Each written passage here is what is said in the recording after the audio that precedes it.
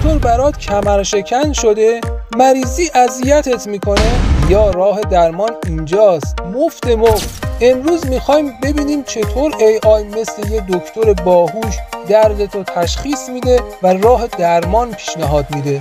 دکتر مهربون کنارمونه. ابتدا علائمت رو بهش بگو. مثلا به چت جی پی تی بگو سردرد شدید دارم، چه کار کنم؟ میگه شاید کم آبی باشه، آب زیاد بخور. به جای نسخه خطی دکترا با اپ ایرانی مثل بریم کلینیک یا دکتر نکس درد و دل کن. دردت رو براش بگو، تشخیص میده که مریضی چی هست و راه درمونش رو مثل آب خوردن نشونت میده. دکتر AI توی 24 ساعت کنارته، دردت رو میفهمه و بهت آرامش میده.